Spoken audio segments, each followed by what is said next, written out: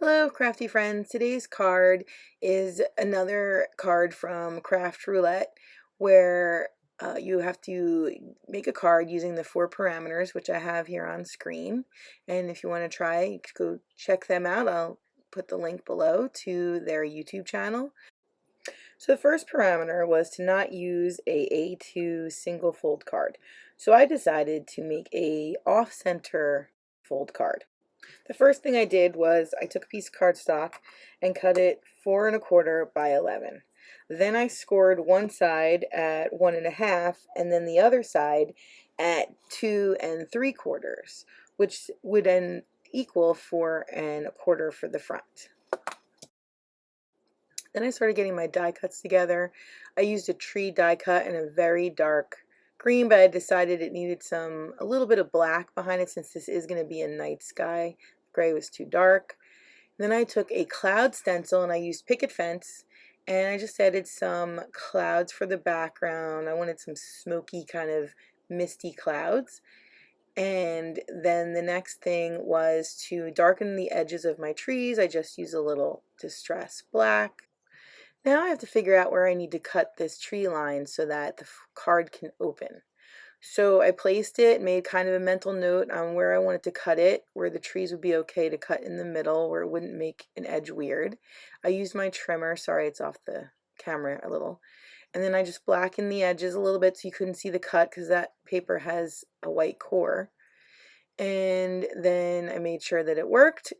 It still fit, and now I add my art glitter glue on the back, trying to make sure I get some at the very tips. Placed it in. I'm going to trim off that edge when it's all adhered. I find that easier than trying to get both sides to match up. And then I'm going to do the same on the other side, and they should line up perfectly. And I'm going to use that stamping brick to hold down the edges while the glue dries.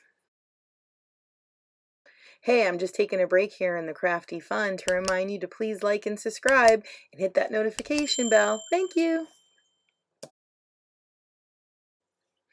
So now that it's dry, I'm going to, it wasn't very long, a couple minutes, not even. That glue dries really fast. I'm just going to take my long scissors, and it's off camera, and trim just those little pieces off. And just follow the card line. Those long scissors really help to make that easier. And I'm just making sure that I got it all. Sorry, it's off camera. I try to zoom in so that you can see the details, but then it makes the area that I can film way smaller. I noticed there was some piece that wasn't glued down, so I'm just adding a little more glue to make sure that all the little bits are glued down. So then the next step is, since I wanted it to be a spooky scene for Halloween, I decided that my little scene that's a die cut, that it needed some yellow in the windows because the windows are all knocked out.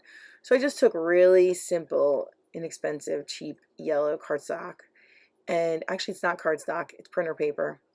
So it's even thinner. And I'm just applying it in just really random squares, making sure that it's not peeking out, and I glued it down. Now I'm going to place the houses where I want them on the bottom. I didn't find that the die cut had a lot going on. It was a little too simple, so that's why I cut 2 out.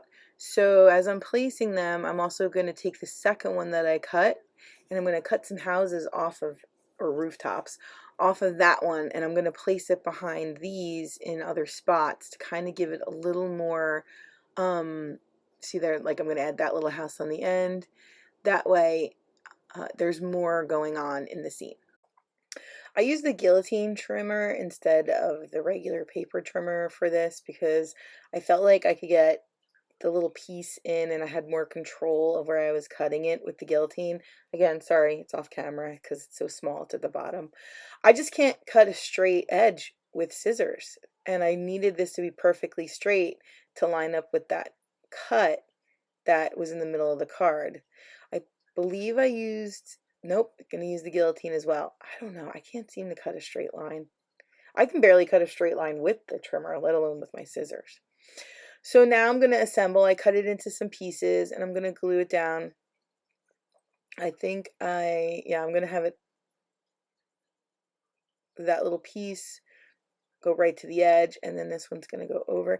It's not the thickest cardstock. I did that on purpose so that I could overlay them and it not create a lot of bulk.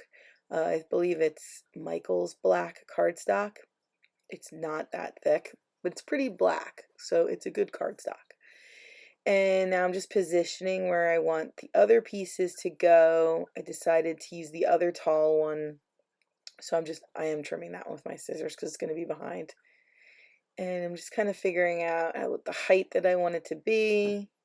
And I'm going to cut that down and just glue it. First, I'm going to glue it behind where I want it so I can see the height, make sure it's straight. Making sure that doesn't go over the edge. And then I'm going to glue the whole thing down. This die cut of the little roof line was a Christmas set. It also has a very small Santa and reindeer. So when you're thinking of making a card, definitely go through your die cuts. I have them all in one book, and I just flip through and see what I have so that I can start to, and I pull a bunch, and I don't always use what I pull. I make a big stack next to me of the die cut envelopes to see which one I want to use. I had actually different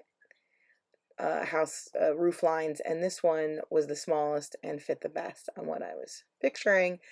So again, like, just because it was Christmas doesn't mean it has to always be used for a Christmas card. I actually don't put my die cuts in sort of a Christmas section or Halloween section unless it's very specific, say it says Merry Christmas.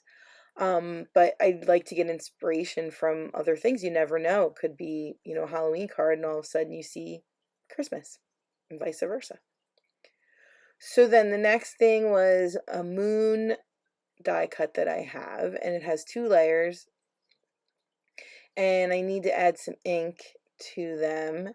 So again, I used my waffle flower grip mat. I love that for adding ink to something that's already paper that's already cut out, because I don't have to hold it down. It holds it really well, and I can also use it to sort of come in so that I can get that faded look instead of starting right on the piece of paper, and then you get that dark spot.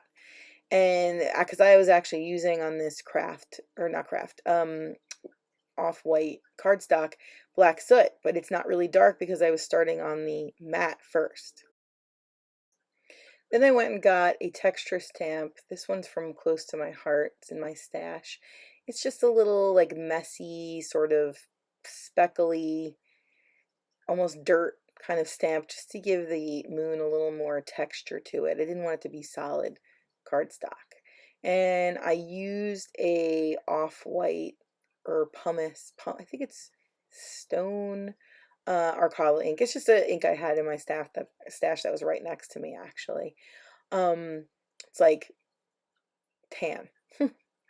And then I added a little more, what was on my brush, and I was happy with that. But now this piece is what goes underneath. That one I wanted to be a lot darker because it's sort of the shadows of the craters. So again, I got my black distressed ink, and I just randomly just added a dark color. And then I'm going to glue them together with my art glitter glue, lining up the edges of the die cut. Now I'm just going to line it up on the card. You only want to put glue on the one side of the moon so that the moon will open with the flap. Now I'm going to figure out where my back die cuts. I'm using a wax coated, I call it a picky tool. It's great for picking up little die cuts or gems and place them where you want. And now I figured out where I wanted them. I'm going to use it again to pick them up and put some glue on the back. Just make sure you get some glue on those tips of those wings and make sure they're glued down really well so they don't lift up. And I'm making sure that I don't have any bats hanging off the moon, so the whole moon will pick up with the card fold. And then the very last is the stars die cut. This is also a Christmas die, not the same one with the little houses. This is for a Christmas tree. I saw the little twinkle stars and I thought these would be great So I'm just placing them down with the pokey tool and then some glue. And that will be my finishing touches for this card. I had a lot of fun, got me in the Halloween spirit. When I was done with this card, I actually went and decorated my house for Halloween. There's a little close-up of my finished card. Thanks so much for watching. Have a crafty day.